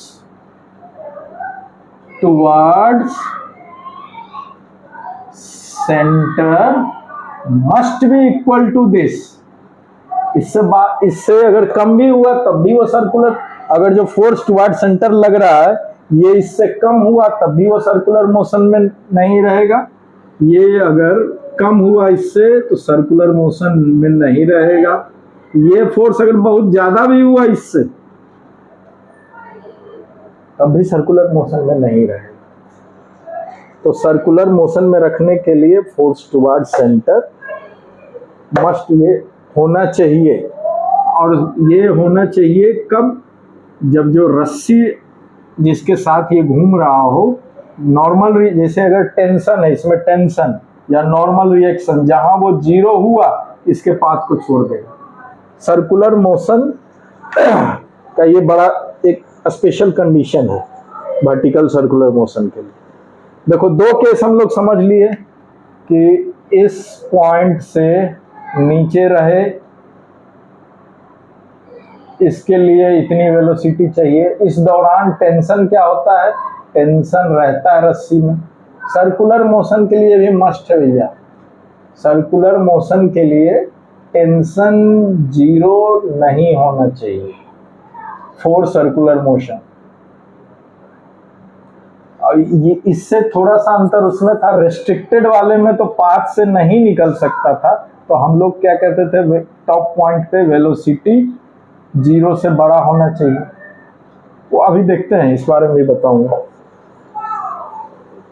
और ये क्या है कि इस स्पीड से रहा और इस स्पीड से ज्यादा, इस स्पीड से कम में भी सर्कुलर मोशन नहीं रहेगा।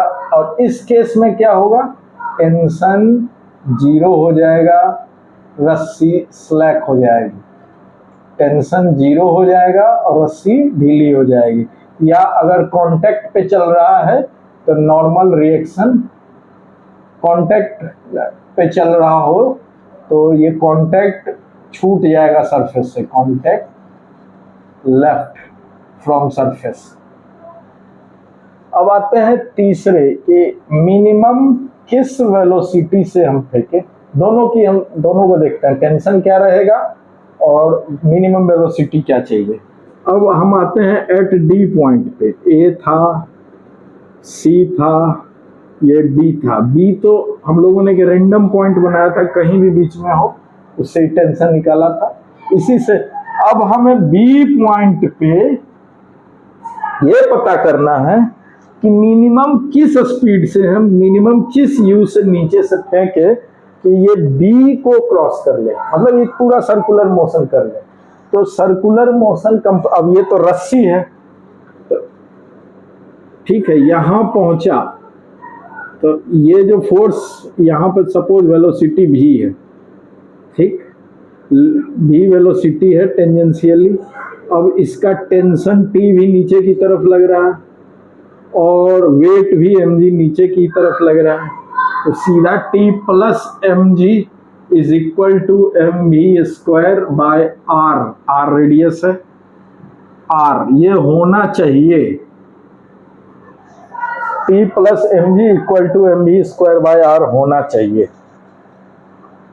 टेंशन यहाँ पे होना चाहिए, ये अगर जीरो हुआ तो ये ढीली हो जाएगी। अब हम लोग जब पढ़ रहे थे वो केस रिस्ट्रिक्टेड वाले में, तो अगर ये मोती रहता तो हम सिंपल कह देते भी जीरो से थोड़ा भी बड़ा हो तो ये सर्कुलर मोशन, टॉप पॉइंट पे भी थोड़ा भी जीरो से बस बड़ा हो तो ये कंप्लीट करेगा सर्कुलर मोशन।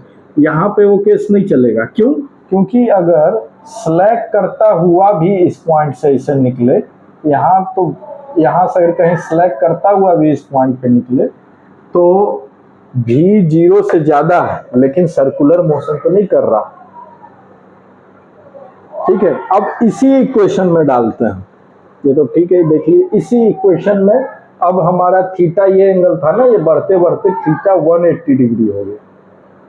तो टेंशन वहां पे slightly greater than equal to 0 होना चाहिए, जस्ट 0 भी चलेगा, मतलब टेंशन एकदम 0 नहीं हो, टेंशन जस्ट इक्वल टू 0 हो इस पॉइंट पे, तब ये सर्कुलर मोशन कंप्लीट करेगा। अगर टेंशन 0 नहीं रहा तो फिर प्रोजेक्टाइल की तरह चलेगा, क्योंकि सिर्फ और सिर्फ वेट काम कर रहा है, उसमें ये प्रोजेक्टाइल मोशन की तरह चलेगा। तो ये इक्वेशन है हमारा m u square minus r minus 2g plus 3g cos theta. ये होना चाहिए 0 से बड़ा इस पॉइंट को क्रॉस करने के लिए। ठीक है, टेंशन वहां पे, और ये ठीक 180 डिग्री का पॉइंट है, तो cos 180 डिग्री कितना होता है, ग्राफ में भी देखे थे ना भाई, -1। यहाँ पे अब डाल दे, m को तो हटा दो, 0 से कर दी, u square by r minus 2g, और यहाँ पे -1 करते हैं इसको, तो -3g ग्रेटर इक्वल टू 0। तो u square by r minus 5g greater than equal to 0। तो u square greater than equal to 5gr, यानी u ग्रेटर देन √5gr से ज्यादा होना चाहिए। तीसरा केस ये क्या है, u इस वैल्यू से ज्यादा होना चाहिए, तभी ये कंप्लीट सर्कुलर मोशन करेगा। इससे कम रहेगा, बीच में रह जाएगा। ये u अगर √5gr से कम होगा, √5gr से ज्यादा होगा तो सर्कल अपना कंप्लीट करेगा। एक सर्कुलर मोशन में रहने के लिए चाहे नॉर्मल रिएक्शन हो, टेंशन हो, 0 नहीं होगा। 0 हुआ उसी टाइम वो सर्कुलर पाथ छोड़ के प्रोजेक्टाइल मोशन में आ जाएगा। बस यही ध्यान रखने वाली बात है। तो क्वेश्चन में ये चीज का ध्यान रखना, क्योंकि यहाँ पे ना पॉइंट का एनालिसिस होता है, किस कहाँ पे पहुंचा है उसके हिसाब से एनालिसिस होता है।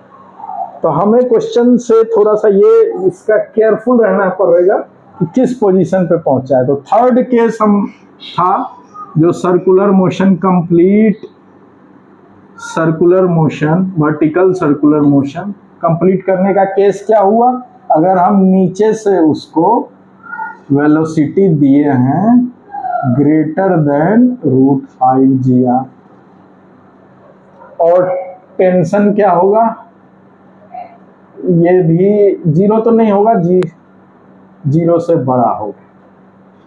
अब देखो इसको याद वाद रखने की जरूरत नहीं है, कभी भी क्वेश्चन में निकाल सकते हो। इसको हम वेलोसिटी u लिखते हैं, 2gr यहाँ, √5gr यहाँ, और इसी से इसकी स्टडी हो जाएगी। इन दोनों वेलोसिटी के बीच में इस तरफ भी रहे, यानी अगर इसका स्पीड √2gr से कम रहे तो क्या होगा, ऑसिलेशन, और इस दौरान टेंशन ग्रेटर देन 0 रहेगा, स्ट्रिंग में टेंशन होगा, और हमारा सर्कुलर मोशन कैसा होगा, नीचे लिखता हूँ, ऑसिलेशन बिलो, ये है सर्कल, ये सेंटर, ये A, ये C, ये D, और ये कहीं हमारा अभी B है ऑब्जेक्ट, और तो C ऑसिलेशन बिलो OC, मतलब, और या ऐसे एकदम स्पेसिफिक वे में लिख देते हैं, oscillation below centre level, centre से नीचे ऑसिलेट करेगा। जब √2gr से कम वैल्यू रहे, इनिशियली हम यहाँ से जो u दिए हैं इसको, ये √2gr से कम रहे तो टेंशन तो रहेगा, बस ग्रेटर देन 0 टेंशन रहेगी स्ट्रिंग में, लेकिन वो ऑसिलेट करेगा। फिर 5 GR से ज़्यादा है, √5 GR से ज़्यादा है, तो यहाँ भी टेंशन ग्रेटर देन 0 रहेगा, स्ट्रिंग टाइट ही रहेगी और ये सर्कल अपना कंप्लीट करेगा, complete it's circular motion. Unrestricted circular motion में सर्कल कंप्लीट करने का यही केस है, कहीं पे भी स्ट्रिंग ढीला हुआ प्रोजेक्टाइल। अब इन दोनों के बीच में अगर हम इनिशियल स्पीड देके भेजे हैं तो क्या होगा, 8 सबसे पहले टेंशन 0 हो सकता है, इस बीच में टेंशन 0 होगा कहीं ना कहीं पे, और क्या होगा, मोशन कैसा हो जाएगा, सीजेज it's circular path and travel like projectile. जब इनिशियल स्पीड √5 GR से √2 GR से √5 GR के बीच में रहेगा, सीज कर जाएगा, इससे ज़्यादा रहेगा सर्कल को कंप्लीट करेगा, इससे कम रहेगा तो ओ अपने सेंटर के लेवल के नीचे ऑसिलेट करेगा। तो यही है total circular motion vertical. I hope अच्छे से समझ गए होंगे, और कहीं कोई डाउट हो तो आप मुझे पूछ सकते हो, कमेंट करके आप पूछ सकते हो, मैं बिल्कुल उसको बताऊंगा। एक क्वेश्चन बहुत अच्छा लगा था इसका, उसको देखते हैं यार, एक क्वेश्चन करवाने का मैं देखता हूँ। सर्कुलर मोशन पे आज जो हमने पढ़ा उससे रिलेटेड एक क्वेश्चन देखते हैं। क्वेश्चन में बोला गया है कि एक हॉलो सिलेंडर है, उसके अंदर फ्रिक्शनलेस है बिल्कुल, उसके अंदर लोएस्ट पॉइंट पे एक m मास का आयरन बॉल रखा हुआ है, और उसके सेंटर के लेवल से एक हम m मास का ही एक magnet initial tangential velocity √14 GR दे के इसको छोड़ते हैं। तो इस क्वेश्चन में ये पूछा गया है कि ये यहाँ नीचे आने के बाद ये मैग्नेट बॉल ये आयरन बॉल के साथ चिपक जाएगा, उसके बाद ये किस हाइट तक ऊपर जाएगा, किस हाइट तक ऊपर जाने के बाद ये सिलेंडर के सरफेस से कांटेक्ट छोड़ देगा, मतलब कांटेक्ट छोड़ देगा सिलेंडर के सरफेस से। तो आइए इस क्वेश्चन को सॉल्व करते हैं। इनिशियल वेलोसिटी पता है हमें, एक मास m मास का मैग्नेट ड्रॉप किया गया है, यहाँ पे एक दूसरा आयरन बॉल है। अब यहाँ से कनेक्ट होने के बाद ये दोनों आगे बढ़ेगा, और हमें ये पता करना है कि किस हाइट पे जाने के बाद ये इस सिलेंडर से इसका कांटेक्ट छूट जाएगा। तो आज के लेक्चर जो मैंने पढ़ाया है उससे आप लोगों को ये बिल्कुल क्लियर होगा कि ये कभी भी अपने सेंटर के लेवल के नीचे इसको नहीं छोड़ सकता, क्योंकि नॉर्मल रिएक्शन फोर्स ही आर जो टुवर्ड सेंटर लग रहा है वही रिक्वायर्ड सेंट्रीपिटल फोर्स दे रहा है कि सर्कुलर मोशन में रहे। ठीक है, तो जब भी ये कांटेक्ट छूटेगा इस हाइट से ऊपर और टॉप हाइट के नीचे, आज के लेक्चर में ये चीज़ बहुत अच्छे से क्लियर होगी। तो अब इसको समझते हैं, इसको सॉल्व कैसे करें। सबसे पहले क्योंकि हमें एनर्जी कंजर्वेशन प्रिंसिपल का यूज़ करना है, तो एक लाइन कहीं ऐसा लेना पड़ेगा, मानना पड़ेगा जहाँ पे पोटेंशियल एनर्जी 0 है। कोई चाहे हम इस लेवल को मान लें या इस लेवल को मान लें, कहीं भी मान सकते हैं, जहाँ से हमें निकालने में सुविधा होगी वहीं मान। अभी आप चाहो तो मैं अभी सब ग्राउंड लेवल सबसे नीचे के लेवल पे मानता हूँ पोटेंशियल एनर्जी 0। आप इसी क्वेश्चन को ट्राई करना सेंटर के लेवल को पोटेंशियल एनर्जी मान के, ये आप लोगों के लिए है। अब देखो यहाँ पे क्या होगा, इस पॉइंट को नाम देते हैं ए, इस पॉइंट को बी, और जहाँ कहीं कांटेक्ट लूज होगा उसको सी। तो ए पॉइंट पे पोटेंशियल एनर्जी क्या है? पोटेंशियल एनर्जी या total mechanical energy eight point A क्या है? m मास का ऑब्जेक्ट है वहाँ पे, तो mg, ये r रेडियस है सर्कल की, r रेडियस है सर्कल की, तो r हाइट पे है mgr plus half m, initial velocity हमने ये दी 14gr का स्क्वायर, ये एनर्जी है। यहाँ पे कॉलिजन से ठीक पहले इसकी एनर्जी क्या है वो निकालना जरूरी है। इससे हमें ये पता चलेगा कि कॉलिजन टकराने से ठीक पहले इसका स्पीड क्या है वो जानना जरूरी है। तो mechanical energy at B before collision two iron ball जो यहाँ रखा हुआ, तो अभी तो मास m ही है, पोटेंशियल एनर्जी इस लेवल पे 0 प्लस हाफ m, लेट से v मान लेते हैं इसको, v स्क्वायर। अब ये एनर्जी और ये एनर्जी सेम होगी, ये v स्क्वायर क्या है? इससे टकराने से ठीक पहले इसका स्पीड इस डायरेक्शन में, ये इक्वल टू ये mgr plus half m into 14gr, ठीक है 7 m कैंसिल कर दो, v square by 2 is equal to 7 and 8gr, v is equal to 16gr under root, तो 4√gr लिखे, यानी टकराने से ठीक पहले इसका स्पीड ये है। अब देखते हैं ड्यूरिंग कलीजन, तो कलीजन पे आते हैं क्वेश्चन। ड्यूरिंग कलीजन, तो कलीजन और ये बिल्कुल चिपक जा रहा है, तो कंजर्वेशन ऑफ मोमेंटम यूज करते हैं, कंजर्वेशन ऑफ मोमेंटम।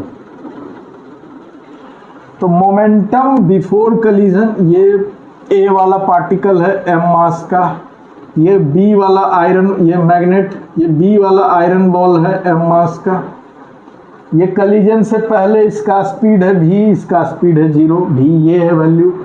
अब दोनों कलाइड कर गया, फिर स्पीड मान लेते हैं सपोज v डैश, ये m और m ये पता है। अब कलीजन से पहले का मोमेंटम क्या होगा? इसका मोमेंटम होगा मास इंटू वेलोसिटी, प्लस इसकी तो वेलोसिटी 0 है, मास, तो ये 0 हो गया, इज इक्वल टू इसका मोमेंटम, तो अब ये इसका मोमेंटम हो गया 2m, अब ये एक मास की तरह ट्रीट होगा, 2m v dash, m cancel करो, v dash is equal to v by 2, यानी दोनों कलाइड होके v डैश स्पीड से बढ़ेगा, और वो v डैश क्या है? इस v स्पीड का आधा, यानी v डैश हम लिखें 2√gr। इस स्पीड से ये दोनों पार्टिकल आगे बढ़ेगा।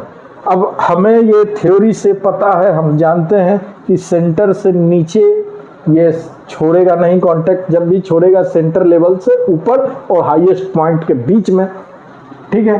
तो लेट्स से ये सी पॉइंट पे कांटेक्ट छोड़ रहा है, तो अब हम लोग सी पॉइंट पे बात करते हैं। अब मान लेते हैं जिधर से एंगल कम पड़े हम उसी को मानते हैं, ये थीटा एंगल होए टॉप से, यहाँ पे इसका कांटेक्ट छूट गया। अब कांटेक्ट छूट गया, छूटने टाइम, ठीक छूटने से पहले एनर्जी क्या है? यहाँ की एनर्जी और यहाँ की एनर्जी वो भी बराबर होगी, ठीक है। इनको मैं मिटा देता हूँ, अब इसकी ज़रूरत नहीं। तो यहाँ पे energy at B, mechanical energy at B before collision, sorry after collision क्या हो जाएगी? पोटेंशियल एनर्जी 0, और अब तो ये 2m मास, इसका 2m हो गया, इंटू v डैश स्पीड है अब आगे, तो v डैश स्क्वायर, ठीक। अब इस पॉइंट पे energy, mechanical energy eight c, अब देखो ये कितना हाइट हो गया इससे, आर प्लस ये थीटा है तो ये भी थीटा, ये हाइट ये थीटा, ये आर है तो ये आर कॉस थीटा, तो ये आपका आर कॉस थीटा हाइट हुआ, आर कॉस थीटा। यानी मैकेनिकल पोटेंशियल एनर्जी अब इसकी क्या हो गई, 2m, मास 2m है, g into R plus R cos theta plus half m। अब यहाँ का स्पीड डिटैच होने, इसके सरफेस से कांटेक्ट छूटने से पहले मान लेते हैं स्पीड है v डबल डैश, तो half into 2m v double dash square. अब ये एनर्जी सेम है, ये एनर्जी सेम है, तो इसको इक्वल लिखे हम, हाफ 2 कैंसिल हो गया, m v dash square, v dash क्या है 2gr, अब इस टर्म में लिखते हैं, यानी 4gr यानी 4mgr इक्वल टू, अब ब्रैकेट खोल दो भाई, 2mgr plus 2mgr cos theta plus m 2 cancel, v double dash square, ठीक है, m सबसे कैंसिल कर देते हैं। अब v डबल डैश स्क्वायर निकाल लेते हैं, क्या हो जाएगा 2gr, 4gr में 2gr गया, 2gr minus 2gr cos theta, ठीक है। ये वेलोसिटी क्या है, डिटैच होने से ठीक पहले। अब डिटैच होने वाला इक्वेशन लगाते हैं, जिस इक्वेशन में ये कंडीशन आएगा कि इसको छोड़ दिया, तो अब इसका सर्कुलर मोशन वाला लगाते हैं। इस तरफ क्या लग रहा है, फोर्स, एक फोर्स लग रहा है नॉर्मल रिएक्शन n बोले, n नॉर्मल रिएक्शन इस तरफ, वेट इस तरफ, तो उसका थीटा है mg, 2mg बोलो वेट, तो 2mg cos theta plus n plus 2mg cos theta, यही फोर्स टुवर्ड सेंटर लग रहा है, और यही हमारा किसको बैलेंस कर रहा है, 2m मास हो गया, v डबल डैश इस पॉइंट पे स्पीड बाय 2, ये रेडियल एक्सलरेशन, ये मतलब सेंट्रीपिटल फोर्स हो गया। सेंटर की तरफ लगने वाला सब फोर्स मिलके, जब भी कोई चीज़ सर्कुलर मोशन में रहती है तो सेंटर की तरफ लगने वाला सारा फोर्स मिलके इसके बराबर होता है। अब इसको सॉल्व करते हैं, तो n plus 2mg cos theta is equal to 2m/r v double dash square, ठीक है। अब क्या है, डिटैच हो गया, इस सरफेस को कांटेक्ट छोड़ दिया, कांटेक्ट छोड़ दिया मतलब नॉर्मल रिएक्शन हो गया 0, ठीक है। अब ये सर्कुलर मोशन में नहीं रहेगा, प्रोजेक्टाइल की तरह आएगा, तो ये कंडीशन में n हो गया 0, तो n को हटा दो, कोई ज़रूरत अब नहीं रहेगी इसकी। अब m कैंसिल कर दें, तो v double dash square is equal to क्या आ जाएगा, 2 कैंसिल कर दें, gr cos थीटा। अब gr cos थीटा और ये भी v डबल डैश स्क्वायर है, तो इस v डबल डैश स्क्वायर को हटा के अब जो हमने कंडीशन के बाद वैल्यू निकाली है, कंडीशन क्या था कि इस सरफेस को छोड़ देगा, normal reaction 0, gr cos theta, ये दोनों इक्वल होगा, ठीक। अब इसको भी इधर ले आओ, यानी 3gr cos theta is equal to 2gr, gr cancel, cos theta क्या आया हमारा, cos थीटा आ गया 2/3, cos थीटा हमको यही चाहिए था, हमको हाइट ही तो निकालना है, r पता है, r है, cos इधर r cos थीटा है, ये टोटल हाइट है, ग्राउंड से इतने हाइट पे डिटैच हो रहा है, तो cos थीटा हमने निकाल लिया, तो r cos थीटा क्या हो जाएगा 2r/3, और ग्राउंड से टोटल कितना हाइट हो गया प्लस r cos थीटा जो कि 2r/3 आया, इसको सॉल्व कर देंगे, 5r/3 ये करेक्ट आंसर है। ग्राउंड से 5r/3 हाइट पे ये सर्कुलर मोशन छोड़ देगा। Thank you.